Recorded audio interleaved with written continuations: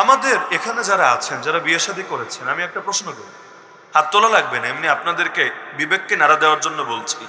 কয়জন নিজের বউরে মোহর দিয়েছে? বিয়ে করেছেন হয়তো 50 বছর আগে, 30 বছর আগে, মোহর কি ক্লিয়ার করেছেন? মোহর যদি ক্লিয়ার না করেন, এত নারীর অসুবিধা কি করবেন? আপনার বউ তো কেয়ামতের দিন আপনার বিরুদ্ধে বাদী হবে। কেয়ামতের দিন এক আমলের জন্য বাপ মাই সন্তানটা ছাড়বে না, পরিচয় দিতে চাইবে না, সেখানে বউ যদি জান্নাতি হন খুব পক্ষে থাকবে, আর যদি মাইনকে চিপে পড়েন, বউ কি বাপ মাই তো আপনারে চিনেও না চেনার ভান ধরবে। তাহলে মোহর যারা দেন নাই, মোহর ক্লিয়ার করবেন করে মরার পরে। কবে করবেন ক্লিয়ার? আর মরার পরে এক সুযোগ আছে, যদি সন্তান শিক্ষিত হয় তারা মাসালা জানবে যে বাপ মায়ের কবর, বাপ মায়েরকে কবরে রাখার পর তার যে মিরাস আছে, মিরাস, এই মিরাসটা শরীয়ত সম্মত পন্থায় ভাগ করা লাগে, যদিও বাঙালি করে না।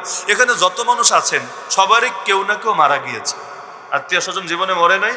তার সম্পদগুলো কয়জন ফতোয়া অনুসারে ভাগ করেছেন আমাকে পারলে বলেন।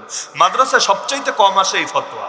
কিভাবে সম্পদ ভাগ করতে হবে এটা কিন্তু হুজুরের থেকে জেনে নিতে হয়, যে হুজুর আমার বাবা মারা গিয়েছে, মোট এতটুকু জমি, এত টাকা নগদ ক্যাশ এবং এই এই এই জিনিস রেখে গিয়েছে, এবং আত্মীয় স্বজন এই ছেলে আছে, এই কয়টা মেয়ে, এই কয়টা ভাই, এই কয়টা বোন, এই কয়টা স্ত্রী, এই সব মিলিয়ে এরা এরা আছে, এখন কে কতটুকু পাবে, কে কি পাবে না পাবে একটু লিখে দেন না। এই যে মিরাসের যে মাসালাগুলো মাদ্রাসায় সবচাইতে কম আসে এই ফতোয়া, অথচ সবচাইতে বেশি আসা দরকার ছিল এই ফতোয়া, কারণ প্রতিদিন কেউ না কেউ মরে। মোগলা বাজারে নিয়মিত মরে, জিজ্ঞাসা করেন তো মাদ্রাসার হুজুরদেরকে সারা বছরে কয়টা ফতোয়া আছে। সবচাইতে বেশি ফতোয়া আমাদের কাছে আসে তালাক নিয়ে, সবচাইতে বেশি।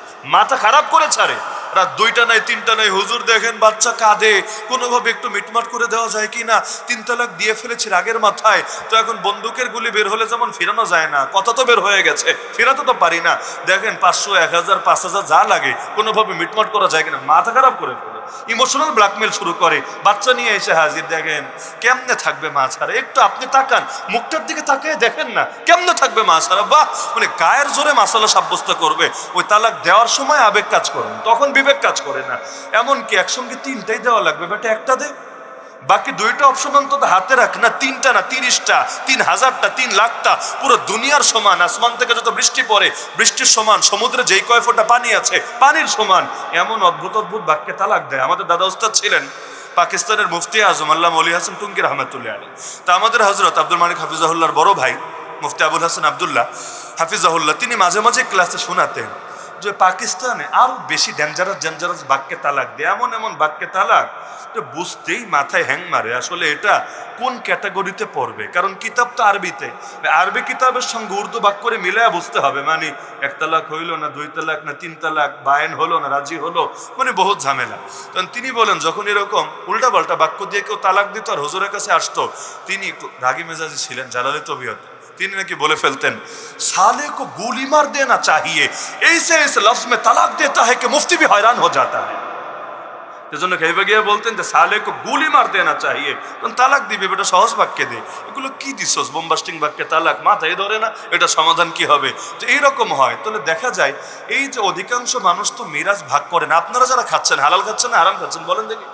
আপনি তো জানেনই না আপনার ভাগ কতটুকু, আর আপনার ভাইয়ের কতটুকু, আপনার চাচার কতটুকু, আপনার অন্যের কতটুকু জানেনই তো না। তো এই যে খাচ্ছেন, হালাল খাচ্ছেন না হারাম খাচ্ছেন মানে বলেন না। আর নগদে নগদে ভাগ না করলে পরে ভাগ করা এত সোজা না, কি বিশ্বাস হয়?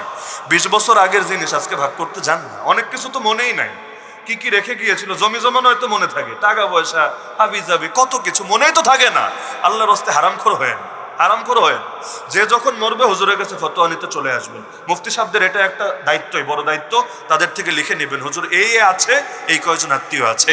তো এই যে কেউ মারা যাওয়ার পর যে সম্পদ ভাগ করতে হয়, এর মধ্যে 1 নম্বরেই হলো ভাগ হবে পরে, 2টা কাজ হবে আগে। তোমাদের মধ্যে ভাগ পরে, 2টা কাজ হবে আগে। 1 নম্বর কাজ সেটা তো দাফনের আগে আছে, সেটা হলো ওই কাফন যদি অন্য কেউ না দেয় এখান থেকে নিয়ে অন্তত দাও, এটা রাখেন। এরপর 1 নম্বরেই হলো ঋণ পরিশোধ করতে হবে, আগে ঋণ, আগে ঋণ। এখন তো জানাজার নামাজে একটা ডায়লগ মারে, যার যত পাওনা আছে আমার কাছে এসে চায়েন আমি দিয়ে দিব, অধিকাংশই ভুয়া, ওই বলার জন্য বলেছে, গেলে দিবেন না, এবং সেভাবে আমার টাকা থেকে দিতে হবে, আমি দিব না, অথচ এটা তোমার টাকা থেকে না, ওই যে যা রেখে গিয়েছে ওইখান থেকে দিতে হবে ঋণ। ওই ঋণের মধ্যে বউয়ের মোহর যদি বাকি থাকে এটাও ঋণ, এটাও ঋণ, এটা আগে আলাদা করতে হবে। ভাগ পরে, ওই স্ত্রী হিসাবে সে তো একটা ভাগ পাবে, ওই ভাগ আলাদা, ওইটা মোহর না, ওই ভাগ আলাদা। আগে ঋণ হিসাবে মোহরকে আলাদা করতে হবে। এই সব ঋণ দেওয়ার পরে ওসিয়াত, ওসিয়াত বুঝেন, মরার আগে যদি ওসিয়াত করি, ওসিয়াত করে যাওয়ার সুন্নাত, আপনারা করে রাখবেন, চেষ্টা করবেন ওসিয়াত করে রাখার। যদি মুমূর্ষু হন ওই সময় তো করা এমনি সহজ। আর যদি এমন হয় যে না কখন কি হয় না হয় কেউ তো জানি না, একটু সচেতনভাবে করে রাখেন, হুজুরদের থেকে শিখে নিন ওসিয়ত কিভাবে করতে হয়, কোন কোন জিনিস রাখতে হয়, আরো সুন্নত তরিকা আছে। বিশেষ করে মুরব্বীদেরকে আমি বলি ওসিয়ত করে যান ইনশাআল্লাহ। আর সন্তানদেরকেও বোঝায় যান যে ওসিয়তগুলো রক্ষা করা উচিত, এগুলো আপনারা চেষ্টা করেন। ওসিয়ত পূরণ করতে হয় তো পুরো সম্পদ থেকে না, সম্পদের মধ্যে নির্দিষ্ট ভাগ আছে, এই পরিমাণ ভাগ থেকে ওসিয়ত পুরো করতে হবে। যদি এমন হয় এত ওসিয়ত করেছে সব যাবে না, সব কষ্ট করে ব্যয় করা লাগবে না, একটু ছাড় আছে। তবে এই ওসিয়তের পরে আর এই পরে তারপর গিয়ে ভাগ হবে। কিন্তু দুঃখজনক বিষয়, মানুষ মারা যাওয়ার পর তার সম্পদ থেকে যে মোহর দেওয়া লাগে এগুলো জানে না। যেহেতু জানে না, মানেও না, তাহলে পুরো ঋণটাই তো বকেয়া রয়ে গেল। তো স্ত্রী কেয়ামতের দিন ধরবে না, কোনো গ্যারান্টি আছে? যদিও একটা দুঃখের ব্যাপার বলি, সেটা হলো এই আধুনিক পশ্চিমাদের এই দাজ্জালি, নব্য দাজ্জালি জাহেলি অর্থ ব্যবস্থার কারণে নারীকে নগদ মোহর না দিলে নারী ঠকবেই ঠকবে। বলবেন কিভাবে? সহজ উদাহরণ বোঝেন। বিয়ে করেছিলেন 90 সালে, আজকে 90 সাল না, আজকে 2025 সাল। মোহর ঠিক করেছিলেন ওই সময় 20,000, তখন 20,000 যেন তেন কথা না, বিশাল ব্যাপার। ওই সময় 20,000 ঠিক করেছিলেন, আজকে 2025-এ এসে আমার বয়ান শুনে ভাবলেন মোহর দিব, ভালো কথা। কত দিবেন? 20,000-ই তো দিবেন।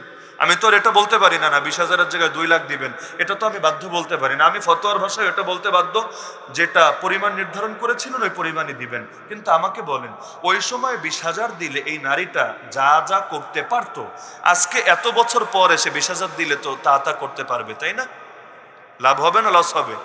ওই সময় 20,000 দিয়ে তো জমিদার হয়ে যেতে পারতো, জমিদার। গরু কিনতে পারতো কয়টা, সোনা গয়না কিনতে পারতো কি পরিমাণ। আর আজকে 20,000 কি হয়? আমারও যদি আপনার বাসায় দাওয়াত দেন যে হুজুর আজকে রাত্রে ওয়াজ করেছেন, কষ্ট করেছেন, একটু আমার বাসায় খায়া যান, ওই বাজার করতেই যাবে 10,000 15,000। বিশ্বাস হয় না? জিনিসপত্রের যে হারে দাম বেড়েছে, আপনি যারা নিয়মিত বাজারঘাট করেন আপনাদের জানা আছে না 20,000 টাকায় কি হয়? তাহলে এই যে নারীরে 20,000 টাকা দিলেন, আজকের যুগে এসে সে জিতলো না হারলো, লস হয়েছে নাকি হয় নাই? যদি আমি আগেই বলেছি ফতোয়া ভিন্নটা দিতে পারি না, যে ঠিক আছে এখন 2 লাখই দিতে হবে, না হলে কবিরা গুনাহ হবে, দিতে পারি না। কিন্তু এটা ঠিকই বলতে হবে, কাগজে মুদ্রাই ইসলামী অর্থ ব্যবস্থা যতদিন থাকবে। ইসলামের অর্থ ব্যবস্থা ছিল স্বর্ণ মুদ্রা, রৌপ্য মুদ্রা, সোনা দিয়ে বানানো মুদ্রা, রূপা দিয়ে বানানো মুদ্রা, এতে লস নেই। ওই সময় 1 ভরি সোনা দিলেও যেমন লাভে, এই সময় 1 ভরি সোনা দিলেও লাভে। ওই সময় 100 ভরি রূপা দিলে যেমন লাভে, এই সময় 100 ভরি রূপা দিলে লাভে। কিন্তু এই কাগজের টাকা, এই ফাজিল জিনিসটা যতদিন দুনিয়াতে থাকবে মানুষ বঞ্চিত হবে, পদে পদে বঞ্চিত হবে। এই কাগজের টাকা দিয়ে আমাদের কোনো লাভ নাই। লাভ হলো ওই দাজ্জালের ধ্বজাধারী যারা আছে, ওই দুনিয়ার কাফের মুশরিকদের, আমাদের একটা পয়সাও লাভ নাই। আরে ব্যাংকে যারা টাকা রেখে সুদ খান, আপনাদেরও লাভ নাই। আপনি বলবেন সুদ খাই, লাভ নেই কেন? আমি তো 2.5% পাই, 3% পাই, 10% পাই। আরে আপনি তো পার্সেন্ট পান, ধরলাম 5% পাইলেন, 6% পাইলেন। প্রতি বছর মুদ্রাস্ফীতি কয় পার্সেন্ট হচ্ছে খবর আছে? মুদ্রাস্ফীতি বুঝেন? এই কাগজের টাকার দাম কমছে এবং জিনিসপত্রের দাম বাড়ছে, কয় পার্সেন্ট হচ্ছে খবর আছে? সব খরচ করে বোরমোহর দেন। খরচ কিন্তু বিয়াতে বাংলাদেশে কমে নাই, বেড়েছে। একেবারে গায়ে হলুদ থেকে শুরু করে আর কত ধাপে বক্স বাজাও, আবার 150 লোকের খাওয়াও, 200 লোক খাওয়াও, 500 লোক খাওয়াও, এরপর এই করো, এরপর সেই করো। ভাই আগে লুঙ্গি পরো, পরে পাগড়ি পরো। পরনে লুঙ্গি নেই আর পাগড়ি পরার ফজিলত শুনে তোমার লাফাতে শুরু করেছো। মানুষ খাওয়াবা, এই করবা, সেই করবা, পরে বউয়ের মোহর ঠিক করো আগে। কেন মানসিকতা এটা ঢুকলো যে বউরে ঠকানো যাবে? আর ওগুলো তো হলো নিকৃষ্ট মানসিকতা। হুজুর ব্যাপার না, বউর থেকে মাফ চায় নেবে, শরম লাগে না? লজ্জা লাগে না? আবার মাফ চাইবে এমন একটা জায়গায় নিয়ে, পুরো ইমোশনাল ব্ল্যাকমেইল।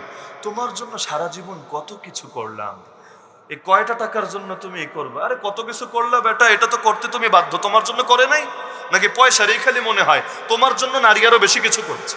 ওই নারী যখন বাপের বাড়ি যায় আর যদি ঘরে অন্য কেউ না থাকে, তখনই বুঝবেন যে নারীর কি পরিমাণ অবদান আছে।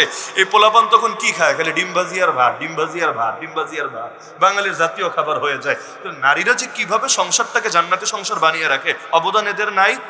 অবদান এদের নাই? টাকা দিয়ে খোটা দেওয়া নিকৃষ্ট এক মানসিকতা। আপনাদের যতটুকু অবদান আছে নারীদের উপর, নারীদের এর চাইতে বহু বেশি অবদান আছে আপনাদের উপর। এই কথাটা মাথায় রাখবেন, এটাকে কখনো খাটো করে দেখবেন না। আল্লাহর ওয়াস্তে টাকার খোটা দিবেন না। তাহলে কিসের মাফ চায় না? লজ্জা লাগে না? আপনার হক যদি আরেকজন কেউ মাফ চায়, আপনার কেমন লাগবে? চক্ষু লজ্জায় হয়তো মাফ করবেন, কিন্তু ভাল লাগবে না আপনার কাছে, স্বাভাবিক ভাল লাগবে না আপনার কাছে। তো এই ক্ষেত্রেও মাফ কেন চাইবেন আপনি? যার যেটা হক অবশ্যই দিবেন। তো নারীদের সব হক আদায় করবেন, পারবেন তো ইনশাআল্লাহ?